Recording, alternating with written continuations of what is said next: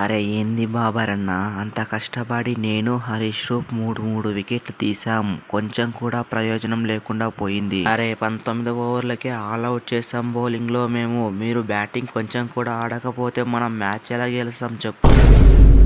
అరే తెలుసు కదా తమ్ముడు, ఇండియాతో నేను ఎప్పుడు ఆడననేసి మళ్ళీ కొత్తగా ఎలా అడుగుతున్నావు చెప్పు. అరే ఇండియాతో బ్యాటింగ్ ఆడాలంటే నా వల్ల అవ్వడం లేదు, అదేందో తెలీదు మరి.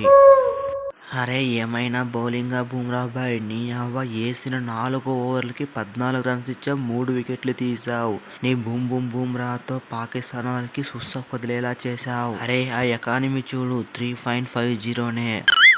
అరే బూమ్రానా మజాకా, బూమ్రాతో పెట్టుకుంటే ఆ మాత్రం ఉంటుంది మరి. ఇదంతా శాంపుల్సే, సెమీస్ అండ్ ఫైనల్స్ లో చూపిస్తా నా తడాకా ఏంటో.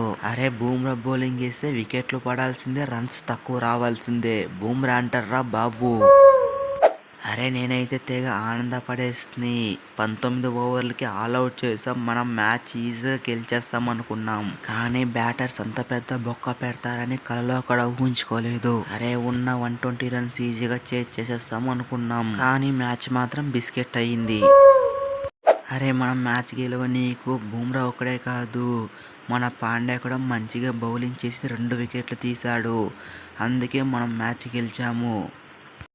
అరే బ్యాటింగ్లో మంచిగా రన్స్ కొట్టలేదని కొంచెం ఫీల్ అవుతుంది, కానీ బౌలింగ్లో 2 వికెట్లు తీసా, అది చాలు మరి. అరే ఉన్న తక్కువ రన్స్ని ఈజీగా డిఫెండ్ చేసుకొని మనం మ్యాచ్ గెలిచాము. పాకిస్తాన్ వాళ్ళు ఊటక్కాయలు వణికేలా చేశారు మరి.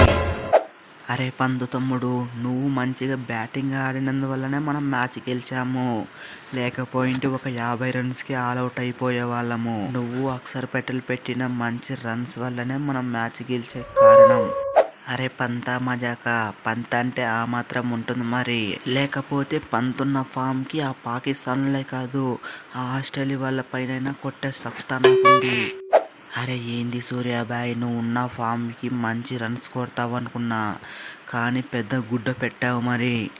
అరే ఆ గ్రౌండ్లో ఉన్న పిచ్ చూసి కూడా మళ్ళీ ఎలా అడుగుతున్నావు రోహిత్ బాయ్. మీలాంటి వారే అంత ఇబ్బంది పడ్డారు మరి, మళ్ళీ ఎలా అడుగుతున్నావు చెప్పు. నాకు తెలిసి నిన్ని ఆ దూబే గాని నమ్ముకునే బదులు ఆ ఆల్రౌండర్లు నమ్ముకుంటే బెస్ట్. మంచి రన్స్ అయినా కొడతారు. ఒక్క మ్యాచ్ కూడా మంచిగా ఆడలేదు మీరిద్దరు.